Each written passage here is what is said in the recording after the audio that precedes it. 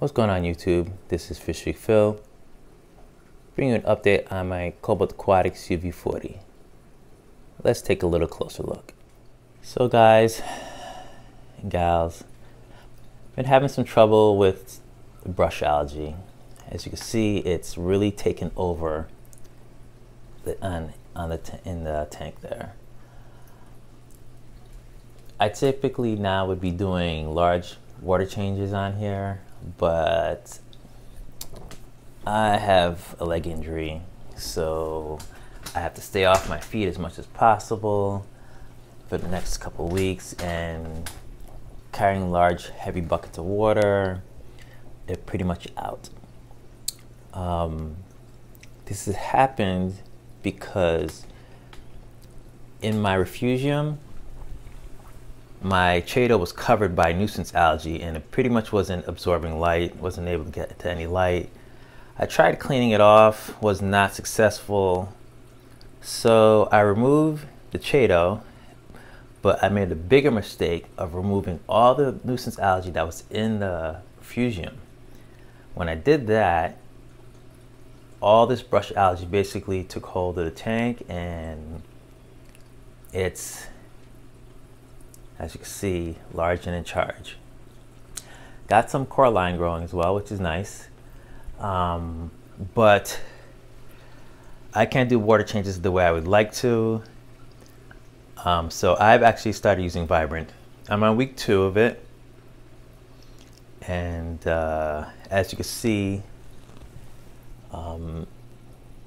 it is helping. So let's go ahead and talk a little bit about Vibrant. So this is Vibrant. I got this from Bulk Reef Supply. They did a video on YouTube about this. Got some really good results, positive results from using it. Being that, once again, kind of had a commission for a while. I'm gonna have to resort to some other things. I would probably have tried water changes, also even sugar dosing for this issue, but I want to try this. So far it looks like it is working, but you know, I've like, everything takes time. I'm happy it's not as quick as it's happening. So I don't like things that take that change too quickly in my tanks, so I'm comfortable with it taking a little time for it to work. But you can actually see it work. You can see that brush algae weakening. You can see it again going from green to grayer, and then actually you can see tufts of it like floating in the water column, going back into the overflow. So it's actually working really well. One of the things I found interesting was the directions. Not very much on here. It's very straightforward, but it leaves a lot of questions unanswered, or left open for a lot of interpretation, I guess. Who knows? But according to the directions, is use 1 milliliter of Vibrant for every 10 gallons of aquarium water once every 2 weeks. Or if you have a dirtier tank or a tank with more algae, then use 1 milliliter for every 10 gallons once a week. And that's what I've been doing. I've been using 1 milliliter of Vibrant for every 10 gallons of aquarium water once a week. So far I'm on week 2 as of last night. And it is working. Interesting thing though, it has no other instructions in regards to what to do with protein skimmers, UV sterilizers, any media that you might have in a tank. It has no information. So if you've used this and you have any information in regards to that, go ahead and leave your comments leave your comments down below. We all want to know. I personally turned off my protein skimmer, and I did it for several hours, and that's what I'm going to be doing. I would want to keep as much in the water column as possible, or at least without skimming anything out. So I've actually turned it off for the first few hours that I have it in there. The ingredients are 95% cultured bacteria blend, 1% amino acids, 0.5 vinegar, and 3.5 other ingredients. No clue what other ingredients may be, but I guess it's a company secret, but it seems to work. Seems to be working. So let's get back to the tank now. So getting back to the tank, I did have a cleaner wrap in here, but it didn't last. I don't know. It may be a long time before I try with those again. Like, it was eating frozen foods at the LFS, and even when I got it back in here, it was eating frozen, and then suddenly just decided it wasn't gonna eat anymore, and basically went on a hunger strike that essentially it ended up dying. I did get a Rainford Goby in here. He's kind of hiding in the back. I think he's still acclimating. It's been about a week.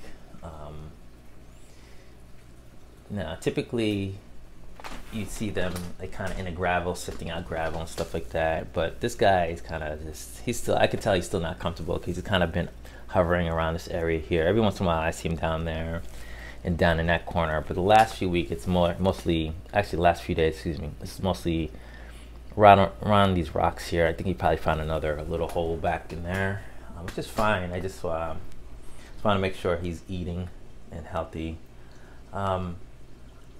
I did get some new Chaeto, and I got my Freesium back up and running. Got all the nuisance algae in there cleaned out so it doesn't grow back over the Chaeto in there.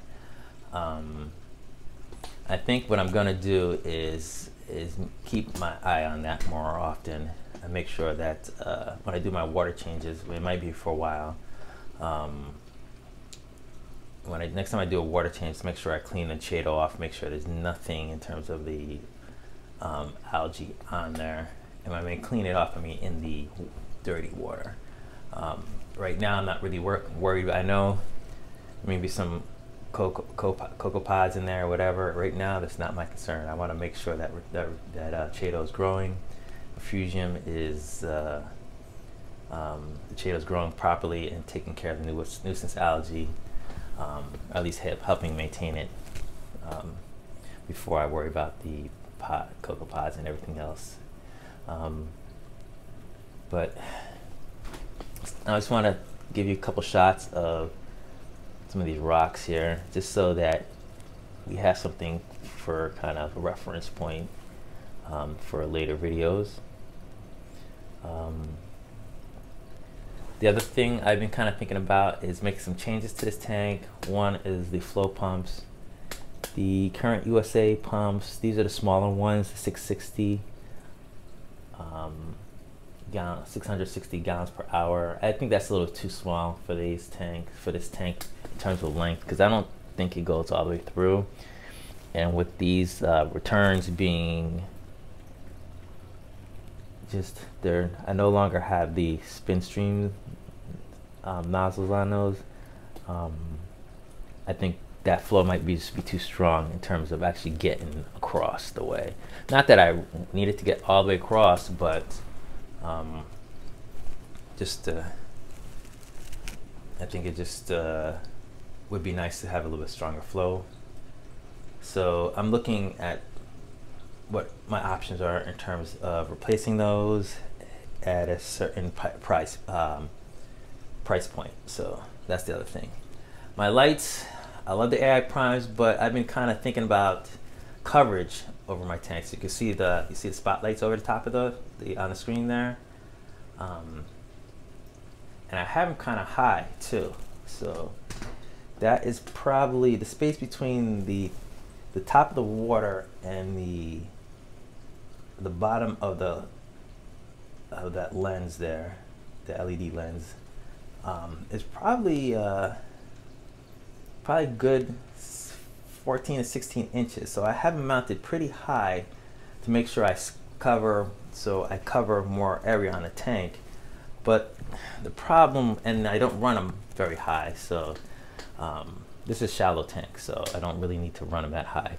My problem with that, I still get some shadowing, so I even went out of my way to kind of move this out a little bit further and kind of tilt it. If you can see, it's kind of tilted a little bit in to see if I can get more of the area. That's always going to be the case, I think. But I almost thought about getting putting a third prime over top and kind of spreading things out a little bit more, but that's going to be overkill in such a small tank. But let me know if you guys have this tank, what lights are you guys using, and how you feel in terms of light coverage that's happening on your. But anyway, I wanted to give you an update on Cobalt Aquatics C-Vue 40. Go ahead and hit that subscribe button if you haven't. Hit that notification bell, hit that thumbs up, and please leave your comments. Leave the comments about the Vibrant, leave the comments about the lights, Fusion, or any other general comments that you want to make. Yeah, let me know what you think. In the meantime, do your research, try things out, and see what happens. Later, y'all.